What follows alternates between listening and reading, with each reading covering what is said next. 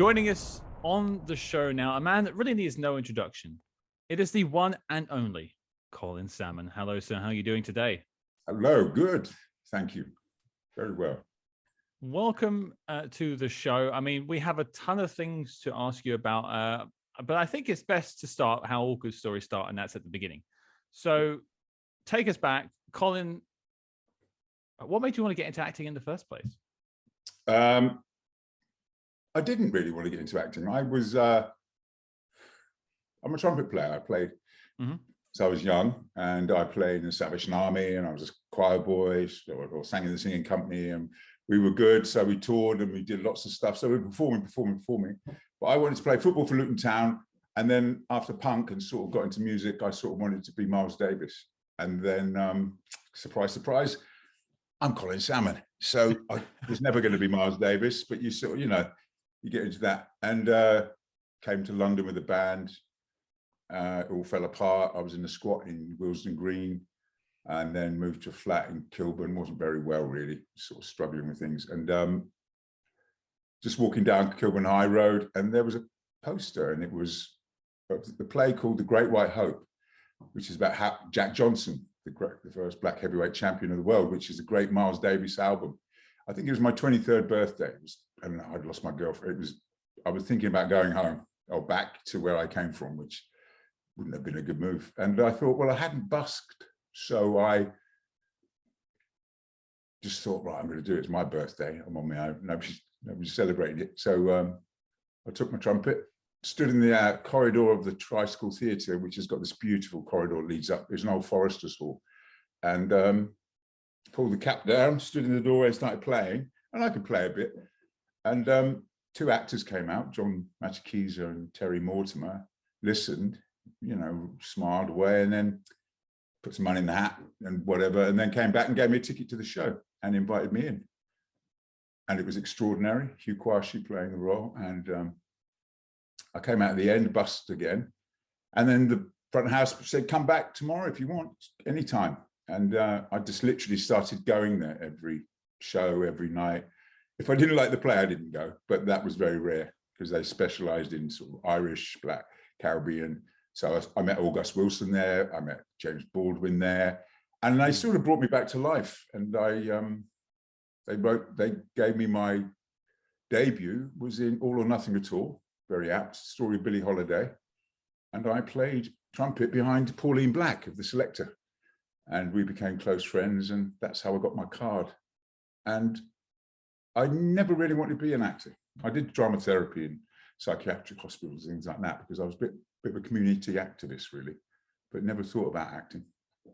And then, of course, I loved it, and the people are interesting, and you read a lot, you learn a lot, you've got to be nosy. Perfect for me. I like words, really. So that's how it happened. And I think that's a long answer, but it's pretty honest. That's an honest answer. And All or Nothing at All, really. Went for it. Yeah. Well, it's interesting that it sort of started with the music as well. Like that was really your route in, and it all sort of leads back to music. And I do want to mention, I was reading a bit about you, and obviously the trumpet playing, but you were playing drums before in a sort of punk rock band. I didn't know you were a drummer as well. So I had my fair share of bands when I was about 18. I wasn't too engaged with school, so I had that dream too. It was a good. Well, I'm ADHD. I've discovered I'm ADHD, so but now I understand everything about my childhood. And I mean, I can pick up the drums, and within 6 months I've made a record. I mean, I'm this guy who sort of goes for it, And people sort of go natural ability, and they don't really get it. It's not. It's just total 100% focus. And until you break it, and I've got a golf net now, so I'm learning to drive. So when I hit the golf course, it will be serious, because that's the sort of. It's a perfect thing for an actor, because that's what we do. I realised the hand came in, and acting chose me, and it was a great choice, because you have to model on people and you have to listen. And music's a really good thing to do as an actor, because you have to listen. And people think acting's talking. It's actually listening. So there's been, there's definitely a segue. But yeah, punk was really important though, because that meant do it. There's the zero. We're all on zero. Now go. And from there you learn. And it was as serious as your life. It was not just for money. It was it was terrible times. It's funny, we're in that similar place now, I think, and I'm quite excited by that. Some people are scared. I'm like, no, you don't understand. This is when people have to, you have to draw off the heart now. So now the fun starts. Well, I'm curious, with musical training and sort of that ear for it, how does that sort of lend itself to performance and acting?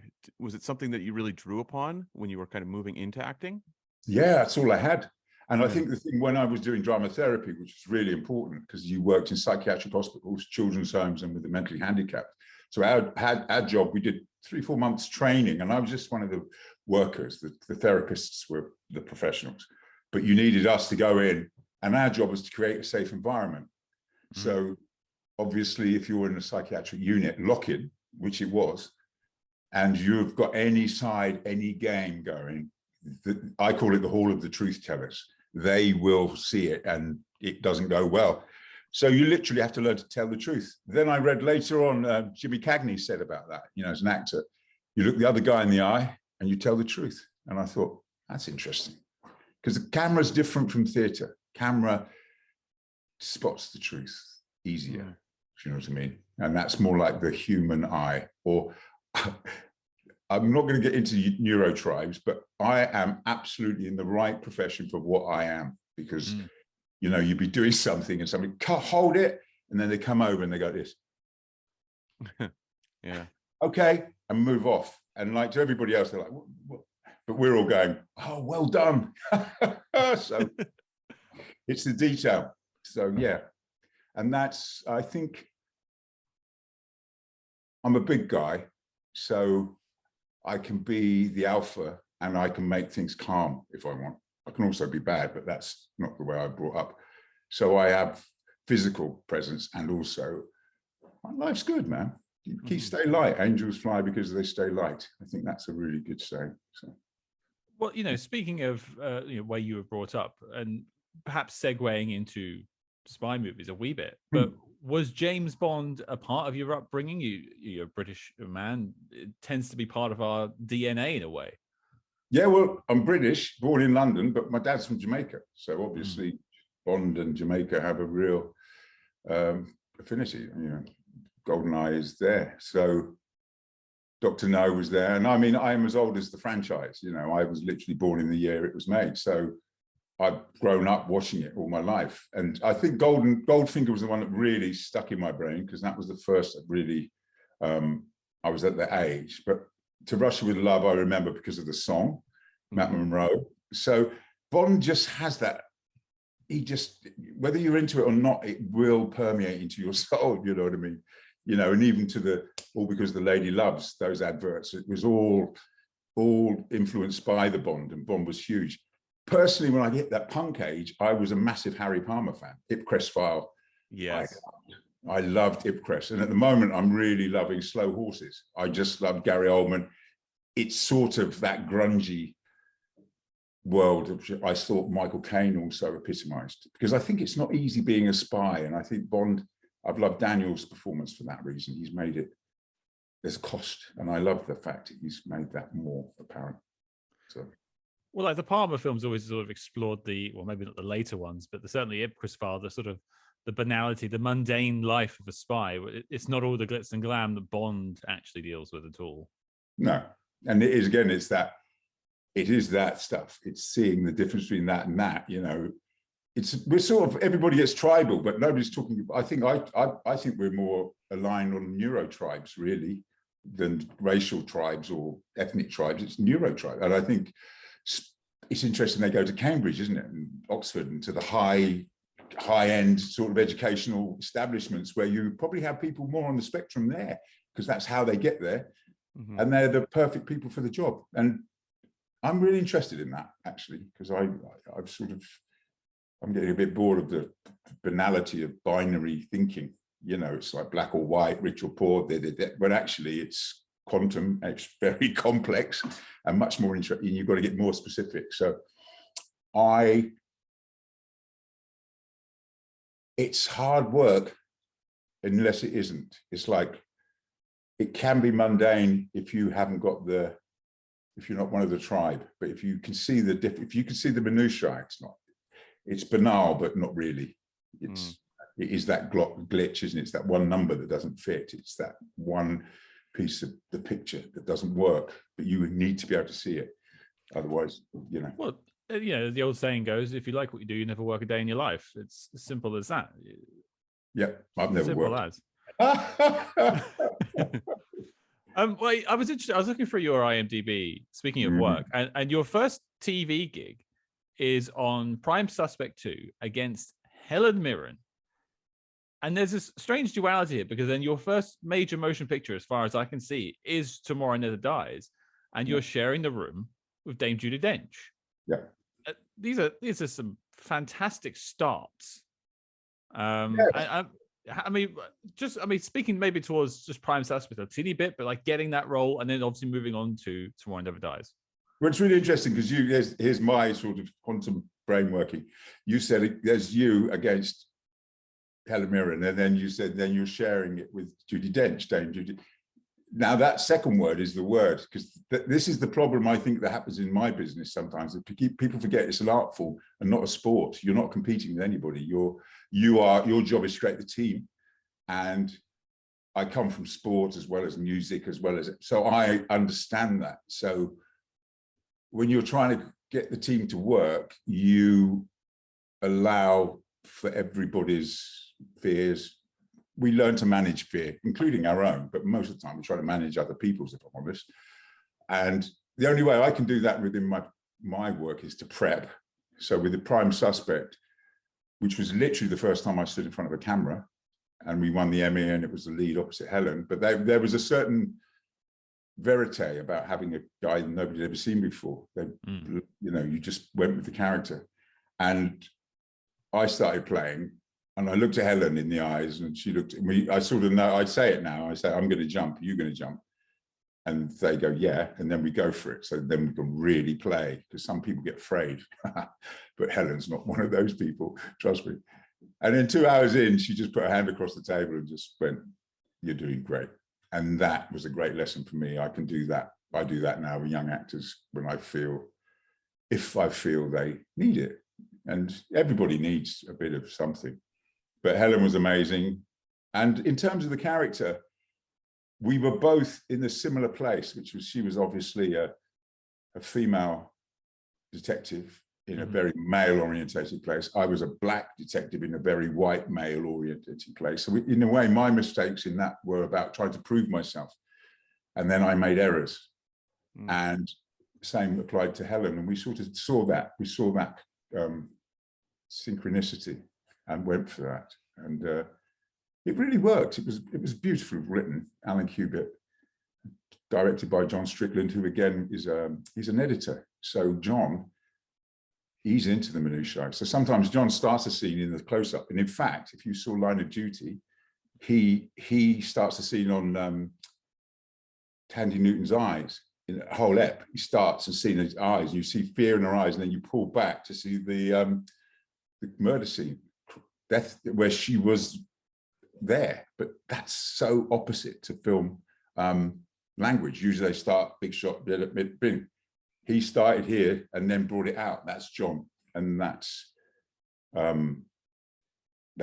he knows exactly where the cut's going to be, because he's an editor. And if you know, in terms of The Alchemists, editors are pretty much up there. So it was a learning curve.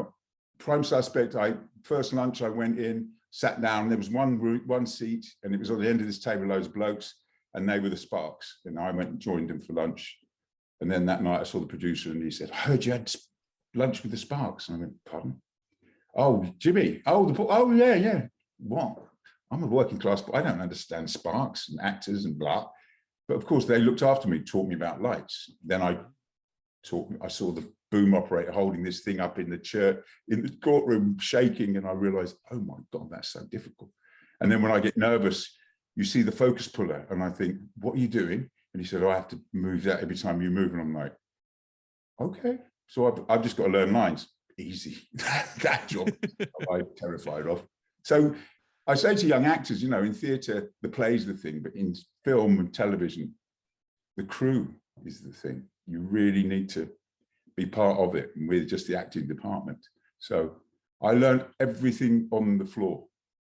And of course, I love women, and women sort of get me, because some people just, I'm not a creepy guy. I've got 3 sisters. I know how to behave myself. And that means that women can be themselves around me, and don't feel afraid to sort of help or say, try this or that. And I've just learned on the ground with great maestros. Yeah, it's true. Bloody hell. Judy Dench and Helen Mirren. God. Well, speaking of Judi Dench, I would love to know just getting the Bond job and sort of the process you went through. What, were you discovered for this, or how did that happen? I went in for GoldenEye and I met Mr. Campbell, and it didn't work out. That was fine. I saw Mr. Campbell and Barbara was there, and then I just got on with my life, not thinking about it, because, luckily I've got resilience. Fear of rejection isn't a problem for me. I just, you can't lose what's yours, is what I say.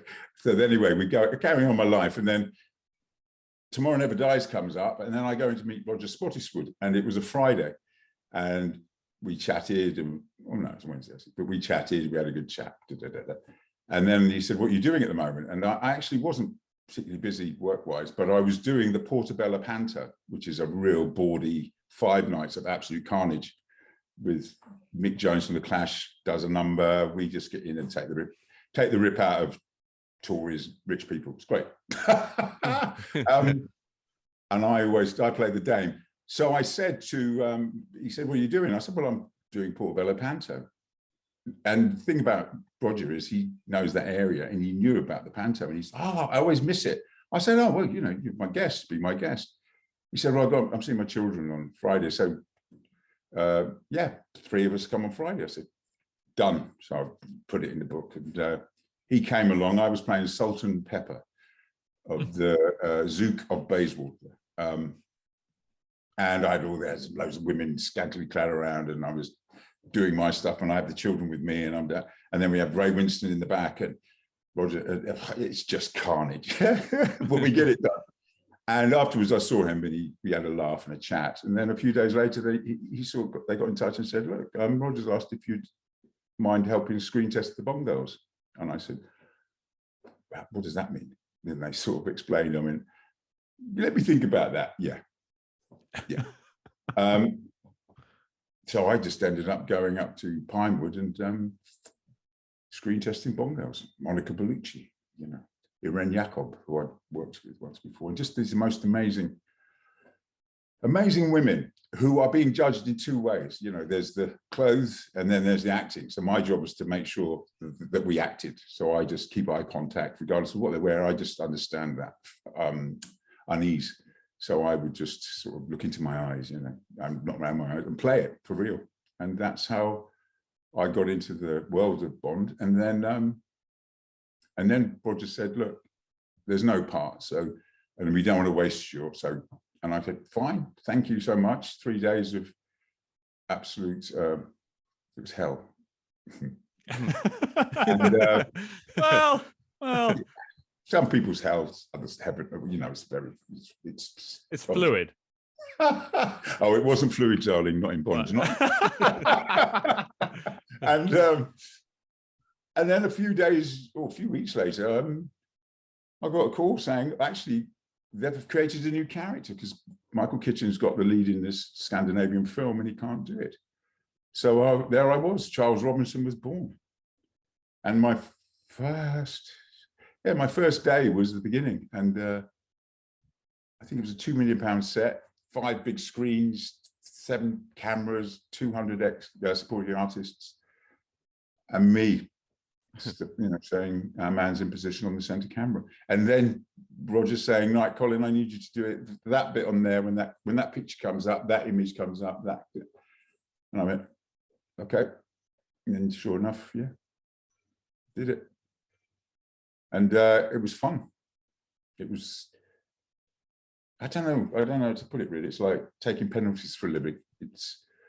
I quite enjoy it. It's like being the kicker in Gridiron. I come on and just, "What are you going to do? Kill me?" No, So yeah, that was the beginning of, and Tomorrow Never Dies was such a special film. I think it was so clever because the way it was written and the idea and the issues around it, you know. So yeah, I just became part of the family, and wonderful time. Yeah. Well, it's interesting because the Tomorrow Never Dies it fights Goldeneye for my favorite Pierce Brosnan film. I think the story is actually a lot more prescient now than it maybe was in 1997. But I mean, my hat, if I was wearing a hat, goes off to you for sort of anchoring that whole pre-title sequence, because you are Mr. Exposition holding us through it and telling us exactly what Bond's doing. But, you know, this is your first major motion picture. And you said you like, in your head, you doing penalties for a living, basically. That is penalty taking in a major motion blockbuster. So yeah. I think, and how did you deal with, did you feel the pressure then, or were you just, let's just roll, see what happens? Like I said earlier, it's prep. So I knew what I could say, but I could say my words backwards. Then of course Judy's around, and then we started to, because I like twinkling, she likes twinkling, and all of a sudden we okay, so this is going to be fun.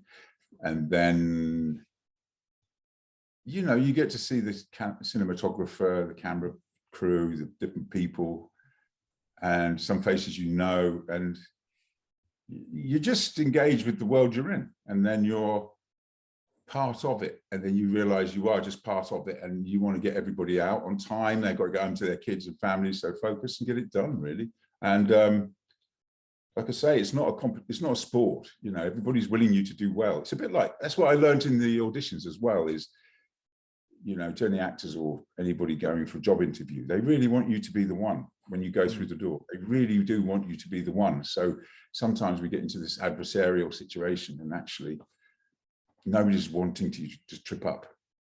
And anybody in our business who does that really is, I don't think they've got much of a future in it, really, because it's a huge, magnanimous, creative art form, and you don't want people to mess up, because that's not a win. That's not Corinthian. That's not success. That's because of other people's failures. And if I'm going to be compared, I want to be compared at their top level. So anyway, yeah, I enjoyed it and came away going, got away with that one. Well, I'm curious, you know, when you're entering the franchise, what are they telling you about the character of Robinson? Was there any like backstory they were giving you or anything like that? Not a lot. I mean, they do rely, you know, I did some research, and I knew some people, and I dug a little bit deeper and created my own sort of world, which is really good fun, because actually when you go back and draw them, get them off the shelf, they're almost stories in their own, well, they're stories in their own right. So the more you do the background, the better. You know, I met a guy who was a spook, black spook in the 70s, and he actually had afro and was a drummer behind this sort of rock band and working in Berlin, you know, and it was so funny because it was like, okay, that was a really good lesson, because I thought, oh my God. So I was a drummer in a band, and it was literally, oh my, so just transpose that into that, and then you're just, how do you move through, well, that word spook is a good one, because it's, how do you pass through walls? How do you pass across borders? How do you get across?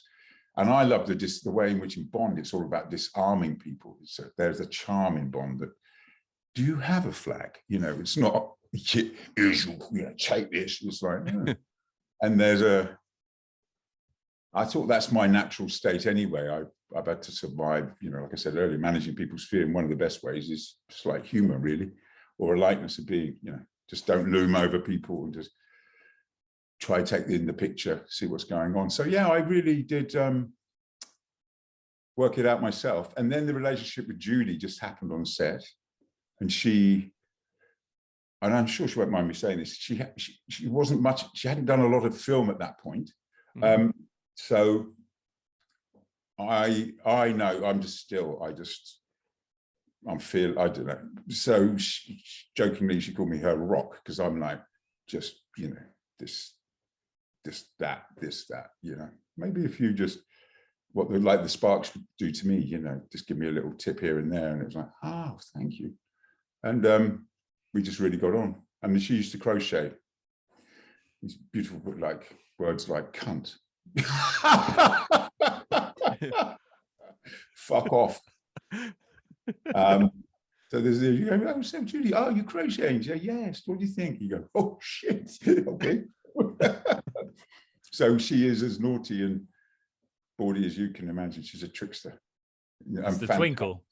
Ah, twinkle. And listening to her and Samantha Bond speak is like listening to beautiful water splashing off rocks on a spring morning. It's just refreshing and like, oh my goodness gracious me, listen to that. So I had to sort of up my game a bit because I grew up in Luton, and I'm not saying it's a second language, but the accent can destroy it. And how did the relationships with, Judi Dench or Samantha Bond like change over the 3 movies you did? Yeah, we got closer. Yeah, we met. I don't see them for time. I stepped in for Judy on something recently, and with Samantha to do a charity night, and it's lovely to hear how they're getting on. How Samantha's family have grown, the boy like ours, my children have grown, and then of course with Sammy and Vinty and Judy's family too.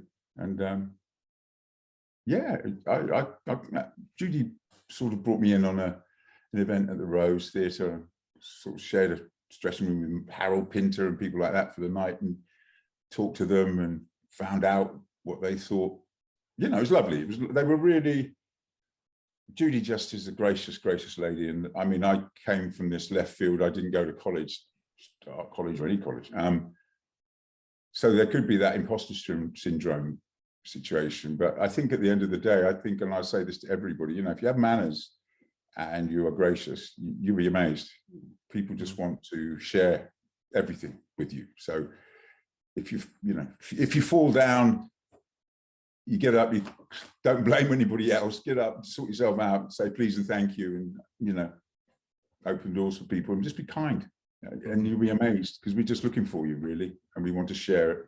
Those who really have a passion for what they do want to share it, and that I've been really blessed. I've met some proper masters who are kind and have helped me move forward. So, well, Cam just mentioned sort of the following Bond films, but this character was created for Tomorrow Never Dies. Was it sort of discussed during the filming of that film that you would be coming back on the subsequent Bond films, or was it a conversation every new film? Was it discussed? No, it wasn't discussed. I didn't know what the process was.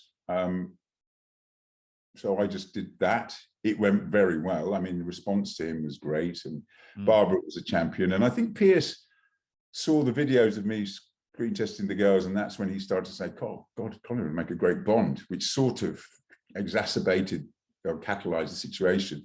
And then the next film, it was The World Is Not Enough, and that would have been Mike. Yeah, it's show business, isn't it? But he was a close friend of Michael's, and Michael came back, and that was interesting. That was fine. It worked, sort of, actually. Michael Apted, excuse me. Yeah, and Michael was brilliant. Aye. Again, great story. And I think what I loved watching, what I saw through Pierce's reign was the women around him just got stronger and stronger and stronger. And Michelle Yeoh was in Tomorrow Never Dies, and she was as action as he was, and obviously Judy come in and Goldeneye, and then you just see, and it's a bit like Paul Anderson with Mila. We created the biggest female action hero in movie history. And sort of quietly that happened. And Pierce was really open-minded, generous, excellent actor, unbelievably good. And people, sometimes when you're cursed with looks like his, people don't see what's going on, but he consummate, a fantastic actor. And like I say, his generosity was key as well, because it just created this incredible climate of creativity around. And again, Barbara loved him, as did Michael, and it was great fun. Great fun. Yeah. Well, it took us 3 films to see Charles Robinson in action, because we get that little VR sequence where you're out shooting with Bond more or less, and you actually get to film a death scene for yourself as well, which is something you don't get to see for Bond characters very often. So, I mean, did much go into that? Did you do any sort of stunt choreography for that, or was that you taking the shot as well? Yeah, no, I did all that. I think I'd done. Well, it was around that time I was working with Paul, so we'd done live rounds on Resident Evil, and I'd got quite astute, and I'd been a Marine, so I trained with the Marines. I got a beret. The guys gave me a beret. I think that was for being Helen Mirren's lover and drinking in the bar till 5 a.m, not because of my skill set, anything else. and divulging nothing, because there was nothing to divulge, but insinuating there was, that great skill set. So yeah, I made my stunts, and you have to have stunts. And I think one of the things that was really blessed for me was that when I did Prime Suspect, I had a pair of brogues that were worn by Sean Connery in Indiana Jones, and they're a brogue. I haven't got any around, but I do them now, and they're like with cleat soles. So they're a classic shoe, but they have a cleat sole. So you're really safe on the ground, but they look posh. And sadly, Pierce didn't, and he went down, and he was 2 weeks off, and it was around that because water got on the set. It's terrifying when you're doing stunts, but any fall, anything like that, you bring the stunt guys in. You need to know, they check your gun, they do all that. Reading the script, I wish they'd told me, because I was reading the script and I was literally dropped the script because I got shot, and just went for a walk and went, oh God. And then without turning I didn't look over the next page for about half an hour, and came back and went, virtual reality. I don't die, No, I didn't do another one since, but I sort of did die, but that's not the point. Yeah, we had, it was great to get the gun out. And I think I put somewhere, and Pierce and I were in doorways, and we were sort of in and out. And like I said, at one point, and I didn't say the complete words, but he went, standing there, I'll do it. He goes like this. Fucking hell. I'm James Bond. Just fucking with absolute stitches. Fucking hell. I'm James Bond. And yeah, the boys in us were really having a giggle on that. Yeah. Lee Tamagotchi. Oh, Tamahori. Sorry. Yeah. Well, you were talking about how that whole, kind of you taking over as Bond kind of gained a lot of traction. I was just curious, was there ever a discussion even, with, Eon and Barbara Broccoli and Michael Wilson about it? No, not that I was privy to, no. I think Barbara was the first to sort of actually intimate it. Actually, she was a champion of it. Mm-hmm. But it was just, how do you do it? I think was always the question at that point. I think now, over the period of time, because of that quandary, I think they've now sort of, as they did in the last one, they sort of managed to get separate the 00 from the Bond, the 007 from the Bond. But I sort of, it was a difficult time in a way, because there was a lot riding, it was a lot on it.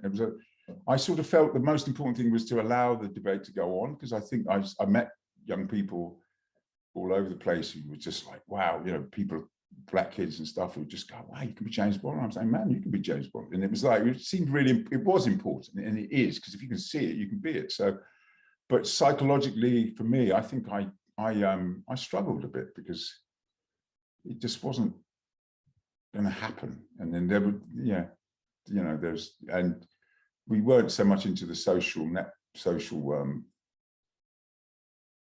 networks as much as we are now, but I did sort of have some pretty intense conversations, a bit of trolling, and people getting really, really angry about it, and it's sort of like, my family and stuff was really important to me. So there was a question like, wow, what is this? How does this, I'm just an English boy getting on with my dream, so, but again, I didn't play it up. I just carried on, really. And I had some amazing experiences because of it. So and they're always positive. I've got to say, that I think to be Bond is hard. I think it's a very corporate world for those involved, and you have to go here, there, and everywhere, and it's important. I mean, Pierce would sit there and sign 1,000 posters while having lunch, you know, because he knew every single school that got one would raise some money, and he was wonderful at that. And that he taught me a lot. That taught me a lot as well. And it's it's been it was a great honor. It's like playing for England, really. I've said it before, and it really is. I'm a sweeper and didn't score goals. I just stopped others scoring goals. Yeah. Well, you know, looking back on the 3 films of Bond you did do, is there a particular moment, may not have been like the actual finished product of the film, but maybe from filming it or press afterwards, is there a moment you look back on fondly from the whole process? Oh, many, many, many moments. Being in the back of the Rolls Royce with Judi Dench flying around the City of London one Sunday morning, that was fun. The helicopter over the top of the Motorola building in Swindon, that was extraordinary. I got a call on Die Another Day, and to say, ask me, and I won't do the accent, but it was like, Colin, can you go and have dinner on this boat for this naval charity thing? And I'm saying, yeah, what is it? And it's like, oh God, what do they do? And she said, hang on. And then said, oh, they put current films on submarines and ships. I went, oh, okay, that's really important. And what boat is it? She said, HMS Victory. And I went, yeah, I think I can do that. So, because the rest of the crew, everybody else had gone to Paris for the Paris premiere, so they couldn't. So they sent a car, and it was the next day. And I said, yeah, sure, I'll do it. And who's going to be there? Well, I think Prince of Wales is going to be at the screening. And I'm like, sure. Lord Fleet of the, and it was, I'm not going to be rude, but it was just somebody reading, and it's like, as if it didn't matter, you know, the Admiral of the Fleet, you know, blah, blah, blah. I'm like, okay, I have to go. So off we go to Portsmouth, Gun Wharf, and it was really make or break. And we got there because I was busy filming that day. And then it was literally the shiny, the blah, it was on. But before the show, they did this special show for us and for everybody there. They all lined up, and I'm like, oh, what they're lined up for? And then whistle went off, and then all of a sudden you see a cutter coming up. And 45 minutes later, you watch the Marines do this. This girl got kidnapped. This Aston Martin arrives, helicopters come in. It was better than the film. It was unbelievable. And at the end of it, they came back with the girls. He's standing there with her on the harbour. They kiss, and the crowd goes crazy. And I'm like, okay. And then we go downstairs to watch Die Another Day, and we had in February of that, you know, the surfers went out in February at Newquay and did most extraordinary stunts, and then we had that CGI at the end, which just made me choke vomit, you know. And it's like, firstly, you don't repeat a stunt. Secondly, if you're going to, it's got to be better than that. So Lee and I, you know, we didn't see eye to eye on certain things. I don't think he quite got me, but I think when we came out, we had to be presented to His Royal Highness, His Majesty now, I think.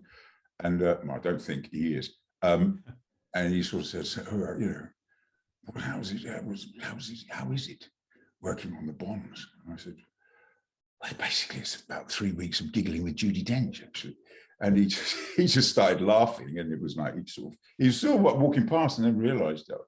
And he laughed, and it was fun. And then I went to dinner on the HMS Victory and was just blown away by the history, the graciousness of the bosses who took us into the galley to meet everybody. The senior service is real. I did a lot of research about it. It was really, really interesting. It's a really, really interesting structure in the Navy, because everybody, wherever you are on the ship, you have to take responsibility for the ship. You can't just say, sir, we've got a leak. You could say, we have a leak, I'm dealing with it, bang, and then everybody joins you, but you have to take. And that sort of permeates it. And that's a really nice thing to find out and learn about in lots of ways, because my family are Air Force, and the Army is different, but the Air Force is different, but the Navy is different again. And yeah, there's a lot to be said. This is not a democracy. It's, it's a benign dictatorship. So that was a highlight. Yeah, victory was a highlight, I think. Well, it sounds like in sort of the toss-up between the premiere or the HMS Victory, I think you won for best evening. Yeah, I had the best crack. Yeah, absolutely. And then I think there was a period where I had a word with somebody who I thought was being disrespectful to Her Majesty, because he didn't greet her properly, I felt. And then we had a chat afterwards, and because I wasn't presented, so I was watching. And then afterwards I said, so you like tough, you like tough movies, don't you? You like strong films, you like about strong men. Yeah. So, gangsters, mafia. Yeah. And I said, you do realize you met the Don tonight? And he went, what? I went, yeah. She has a Navy, an Air Force, and an Army, and a third of the world speak a language. And if you didn't know that, what the hell are you doing getting involved with James Bond? Because he just didn't get it. She was the Don. And there's a graciousness, but don't ever mistake us standing up on buses for us to be being soft. It's not that. And that's sort of Bond, you know what I mean? It's like people mistake gracious for weakness, and it's like, whoa. So, yeah. So when you look back on Bond now, what did the character of Robinson mean, both to you, personally, as well as just for you as an actor, like for a career? Well, I think doing a Bond, obviously, it has a massive impact. And again, I think people within the industry realized, as you pointed out earlier, the pressure on you to be able to perform in that arena, and have the camera come in on you. And, there's no hiding place in the film. And these were close-ups, and this was, I'm a movie actor. That's great. That was clear. And it opened a lot of opportunities. It really did. And it also gave me an opportunity to go into a lot of schools and work with young people and get access to charities and do good works. Because I think Pierce, like I said, Pierce was, he was Princess Trust ambassador, and I equally I asked if I could join, which isn't the way you do it, but I didn't know that. Because I was doing a lot sort of after being asked, and I was like, actually, I need some kind of structure. So I got involved with Princess Trust, and I still am 25 years later. I think one of the oldest ambassadors, Pierce and I. But it just opened doors and gets me into the best conversations. I meet people a lot, and a lot of people don't get bored of meeting people. And I say, listen, human beings are my library. It's like, why would I shut myself off? It's like, they sort of talk a bit about you, and then you can go, and what do you do? And they go, oh, I'm an accountant. It's really boring. I'm really, what's something, where you counting? And you can get tease stories out of them, and they all go in, it's nothing for nothing.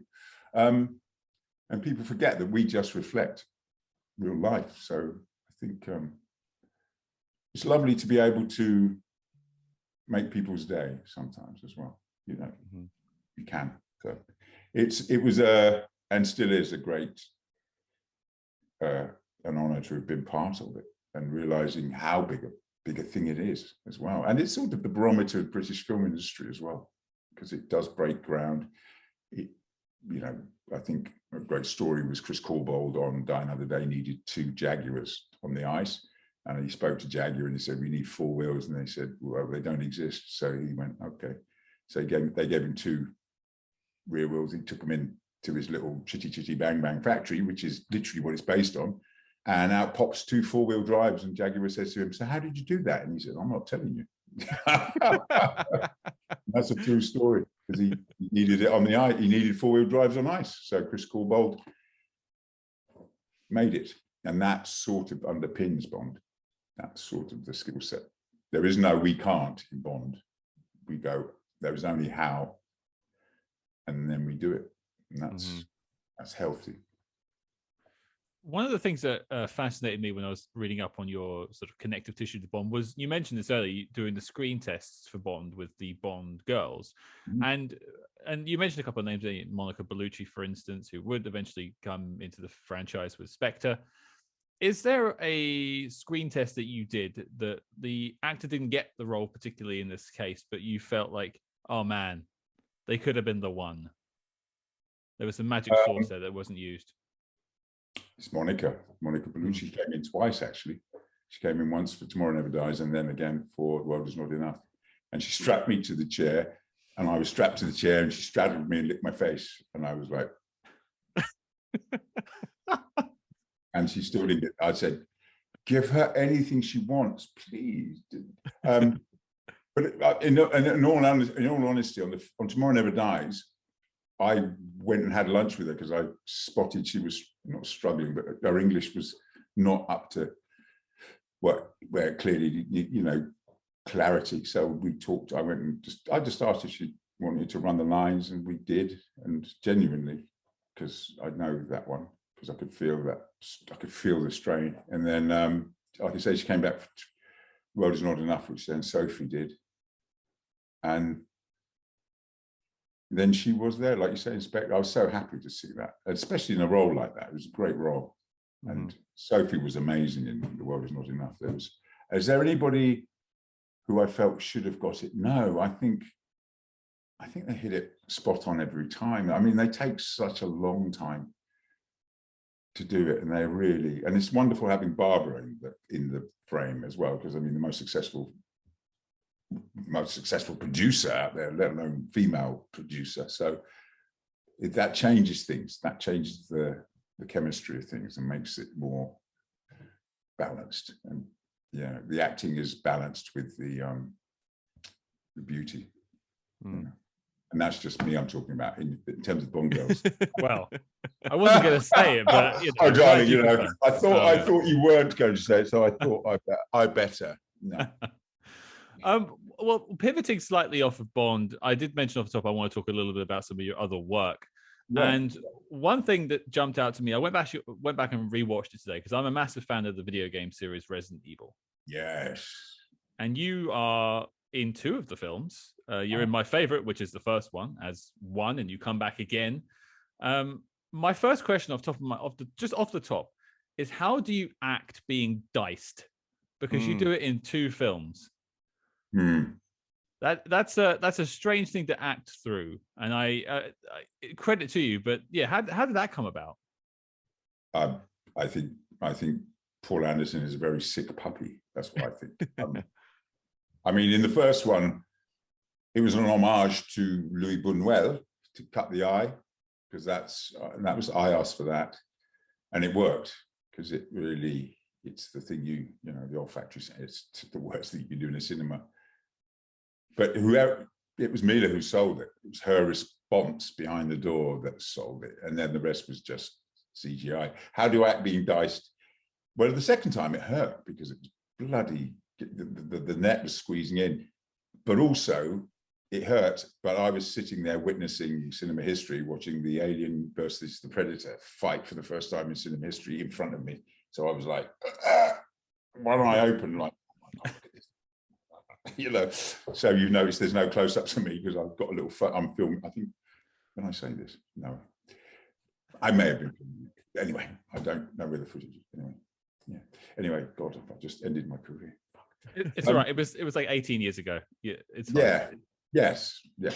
But yeah, Paul is a twisted, strange man, but I love him. And that scene in the corridor in Resident Evil was supposed to take place in the afternoon, but it was so good. We were there for 2 days. We just didn't come. It was just everything about the lighting, I think the grips. They had to push that thing and stop. They pushed it, and we just worked together. Everybody just got it together. We just worked together and created, I think, some of the most an iconic death. A lot of iconic deaths in that scene, actually. So, yeah, being diced as a salmon, as I think I tweeted, sashimi, it's natural. How did I not think of that? I think that was what I sort of think, sadly, that's a real dad joke, Paul, but I sort of think that was what it was. I really do. Salmon sashimi. I mean, gosh, I went with it. And Mila Jovovich became just such an iconic character. And I would just love to know from you, just seeing her in her first movie as the character versus coming back for Retribution.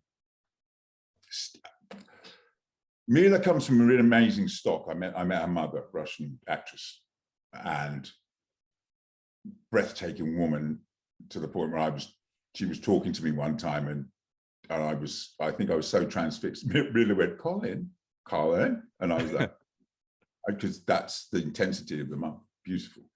And then Mila is that. And Mila works really, really hard. Absolutely works really, really hard. Gets enthralled by the whole she really went for it, goes for it. The training, and this was great because we did live gun training. We did training in Berlin.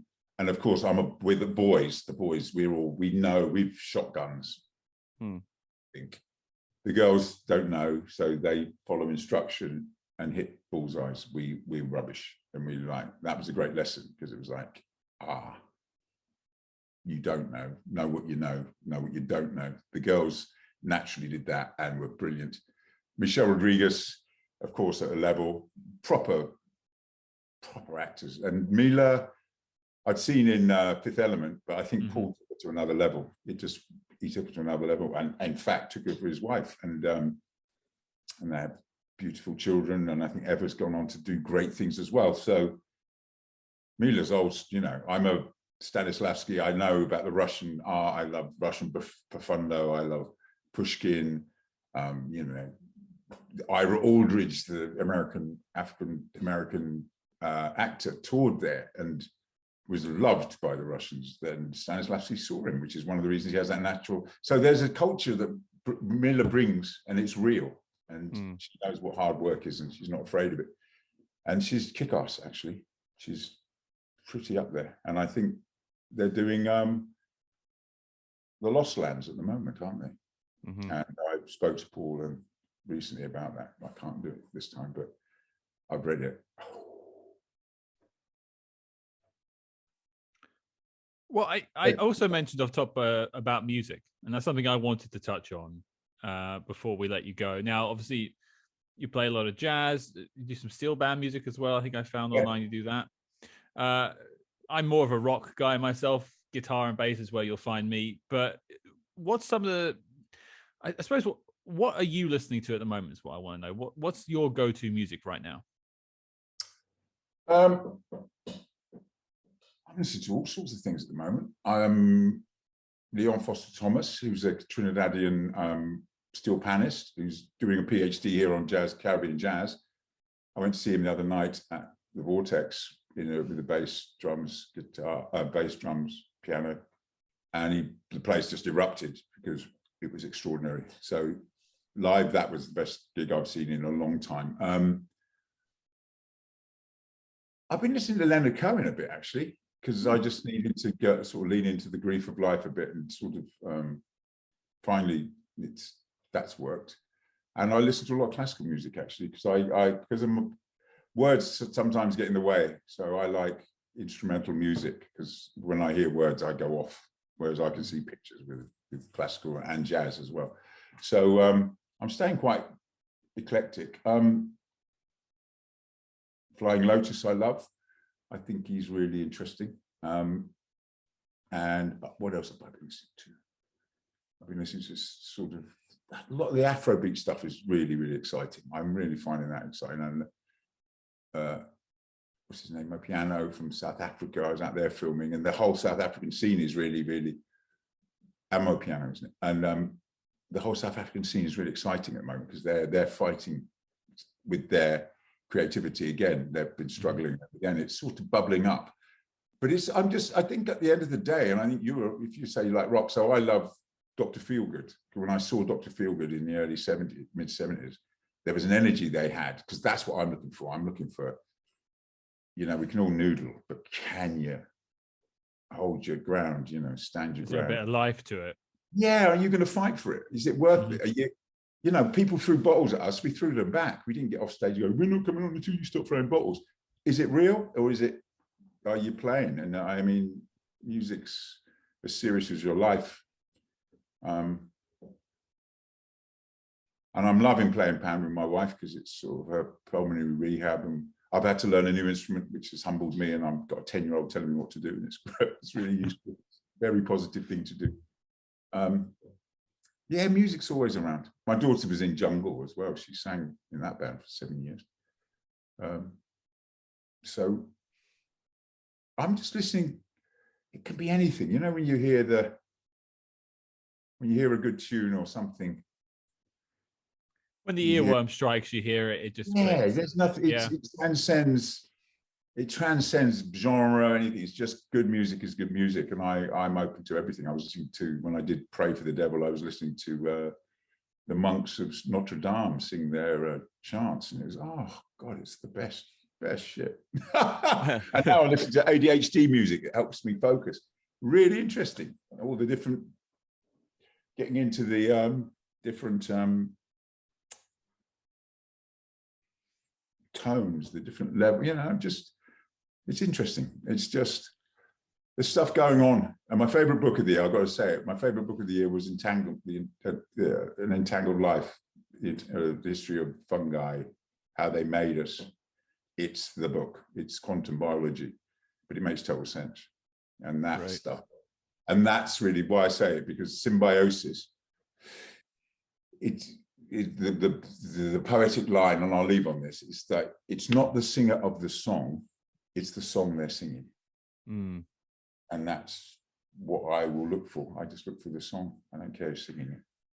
Well, we're going to obviously let you go, but there is one question I can't let you go without getting away with, because everyone on this show has been asked this question, from John Glenn to actors, writers, cinematographers. Colin Salmon, what's your favorite spy movie of all time?